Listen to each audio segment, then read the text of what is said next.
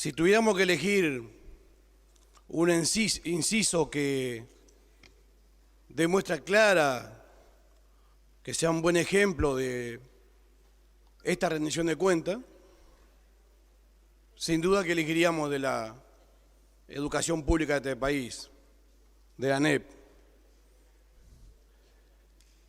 Este gobierno anunció la rendición de cuentas que estamos tratando aquí como la rendición de cuentas del crecimiento y del aumento del gasto. Ese anuncio se hizo con bombos y platillos. Nosotros en realidad caracterizamos a esta rendición de cuentas como la rendición de cuentas de la desigualdad, porque es parte, sin duda, de una política de gobierno que profundiza la desigualdad.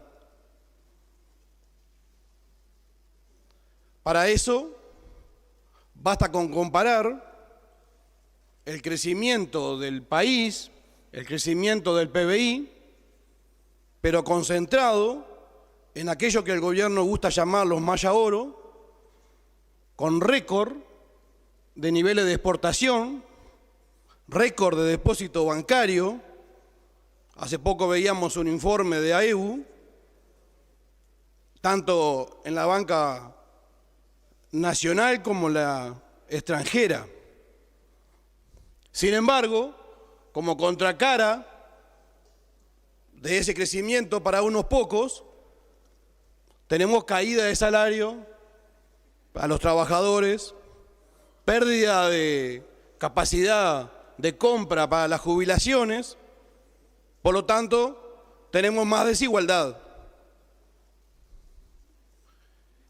Y la reforma educativa, para la cual se le asigna algunos recursos, mucho menos que la que pidió el CODICEN, pero que se le asignan recursos, esa reforma educativa que está destinada al fracaso, por inconsulta y por contenido,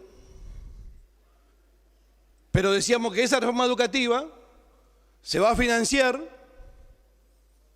con lo que le sacaron a los trabajadores de la educación pública en estos 2 años, 20 y 21.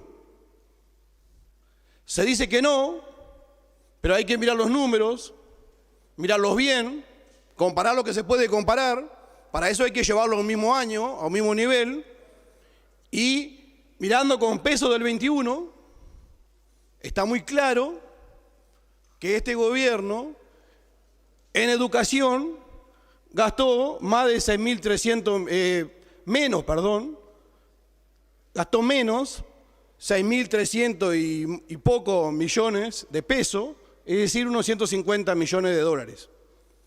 150 millones de dólares menos que en el año 2019, último año de gobierno del Frente Amplio. En estos 2 años de gobierno de coalición, multicolor como le llaman, con concesión de derecha como nosotros lo entendemos, gastó en estos 2 años 150 millones de dólares menos que en el año 2019. Si eso no recorte, el corte ¿dónde está? Y además, insistimos en que con eso van a financiar la reforma educativa que están impulsando. Además, por el peso que tienen los salarios en el presupuesto de la ANEP, esto implica, sobre todo, decíamos, este recorte, disminución de salario. Los docentes de este país, desde el 2005 al 2019, 15 años de gobierno del Frente Amplio, tuvieron aumentos reales constantes de su salario, es decir, aumento por encima de la inflación. Prácticamente hubo una duplicación del salario docente en ese periodo. Retorna a la derecha del gobierno y retornó la caída de salario, que además, más allá de este acuerdo para recuperación de lo que resta del periodo, además, esta pérdida salarial se va a mantener los 5 años. Porque en el mejor de los casos, si se confirma lo planteado en el acuerdo, cuando termine este periodo de gobierno,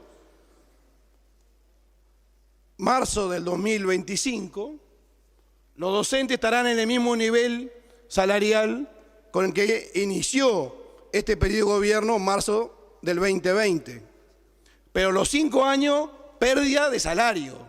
Es decir, esos 5 años mejor de nuestra vida, para los docentes y para muchos otros trabajadores, significa todos los años pérdida de salario. Además, señor presidente, este recorte implica también incidencia, sin duda, en la calidad de la educación pública. Porque ese recorte significó menos horas asignadas, por lo tanto menos grupos creados. Entonces, superpoblación en los grupos, con lo que eso significa de deterioro de la calidad de la educación. Ese recorte alcanzó las horas de coordinación, que no existieron siempre, por lo menos en secundaria. Fueron una conquista de larga data, de extensas luchas de los docentes para lograr la coordinación, y este gobierno la recortó a la mitad. Pero además, esos recortes llegaron a los llamados POP, profesor orientador pedagógico, con la importancia que tiene ese cargo o esa responsabilidad en el acompañamiento a los estudiantes. También el recorte llegó a los cargos de laboratorio de informática, en estos tiempos de tanta educación virtual. El recorte llegó a la educación para educación en la sexualidad, para los coros, para la educación física recreativa, recortes y recortes. Recortes para las tutorías que significaban apoyo a los alumnos tanto para clases como para preparación de examen. Esas tutorías que se elegían por escalafón docente. Eliminaron eso, inventaron otras cosas que permiten la discrecionalidad del director de elegir otros proyectos. Pero además, en la práctica, se condiciona y se obliga prácticamente a los docentes a utilizar sus horas de coordinación para dar apoyo a aquellos estudiantes que lo precisan, que le sacaron las tutorías. Hay que recordar que este gobierno hizo desaparecer 10.000 becas financiadas por INEFOP para el Plan Uruguay Estudia. También recortó todo el sistema de maestras comunitarias. Los equipos multidisciplinarios tan necesarios hoy, ¿no?, compuestos por psicólogos, sociólogos. El propio Robert Silva reconoció la distancia enorme entre los poquitos equipos que tiene y la necesidad de atender centenares de miles de estudiantes. El gasto por estudiante, señor presidente. En el 2019, último año de gobierno del Frente Amplio, fue algo así como 120.700 pesos, gasto por estudiante. En el 21, 114.000. Bajaron el gasto por estudiante. Hay que recordar que cuando inició el periodo del gobierno Frente Amplista, el gasto era casi 47.000. Toda esa suba de 47.000, hablando de números constantes, ¿no?, que se pueden comparar, hasta 120.700 fueron en periodo de gobierno Frente Amplista. Llegó la derecha para bajar el gasto por estudiante.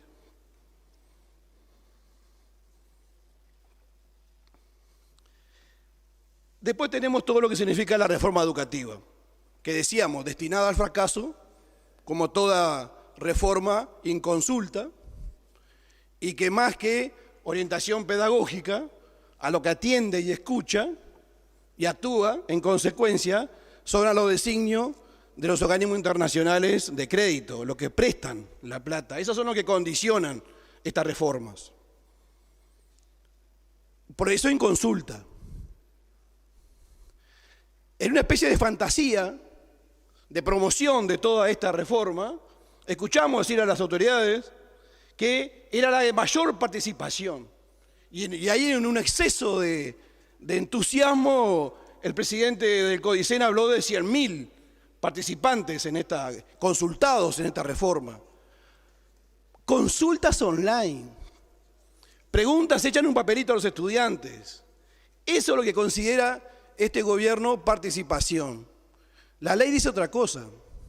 La ley dice que los organismos asesores, en términos técnico-pedagógicos, son las ATD de todos los subsistemas, los cuales no se los convocó a trabajar en la preparación de esa reforma, sino que ya se le dio la propuesta armada para que en un día, en una jornada, pudieran responder.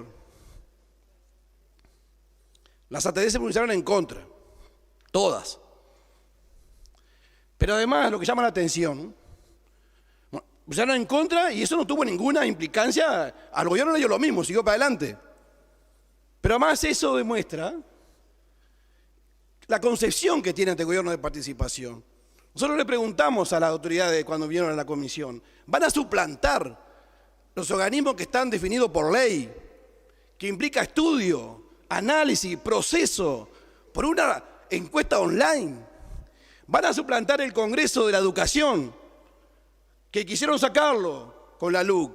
Quedó igual, disminuido, ¿no? Pero quedó.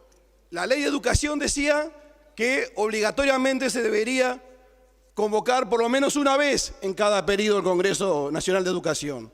La LUC dejó como máximo una, pero no consideraron necesario convocar al Congreso donde se puede dar la participación más amplia de todos los que estén involucrados con la educación pública de este país, que es muchísimo, y que puede estudiar, analizar, proponer. No les interesó, se quedaron con las encuestas online y están encantadísimos con las encuestas online. Esta reforma, que la lleva adelante, la preside el señor Robert Silva, no nos podemos olvidar que hizo una campaña electoral prometiendo con otros 136 liceos nuevos. ¿Dónde están los 136 liceos nuevos? Parece que ahora ya no son más 136 liceos nuevos, ahora son los centros María Espínola, la maravilla de reforma. Sin embargo, no son en liceos nuevos, son edificios que ya existen, liceos y UTU. Solo uno es nuevo, el de Bella Unión, y ya venía la construcción del periodo anterior. Le preguntamos a las autoridades, ¿cuántos de esos 136 van a construir realmente en este periodo? ¿Cuántos van a iniciar por lo menos en este periodo? No tuvimos respuesta. Además, los anuncios de la gran reforma, basadas en cosas que ya se venían haciendo y empeorándola en otras. Extensión del tiempo, apoyo en alimentación, apoyo en el estudio, porque eso que eliminaron de lo demás, las horas de coordinación, ahora les parece buena para los centros María Espínola. Hay algunas cosas que vienen ahí, ¿no? Agregadas, posibilidad de tercerizar, los talleres que poco tendrán que ver con la formación y educación realmente. Lo poco que nos queda de tiempo es resaltar que decíamos que además de que está por ley los organismos de consulta y de asesoramiento en términos técnico-pedagógicos que tienen una larga historia en este país. Cuando se conformó secundaria, en la década del 30, ya se había determinado la existencia de la ATD en secundaria. Demoraron unos cuantos años en implementarla, como 10 o 12 años en implementarla, pero después de una riquísima tradición en secundaria, que luego de la dictadura, producto de la CONAPRO, la Concertación Nacional Programática, en la ley de educación se la extiende a todos los subsistemas de ANEP. Riquísima experiencia de participación, sobre todo de metodología de cuál debe ser la participación y cómo se puede estudiar de verdad, en profundidad, con participación, pero con análisis profundo, con dedicación. Eso es participación, no las encuestas online, ¿no? De la cual cabalgan sobre eso contentísimos. Gracias, señor presidente.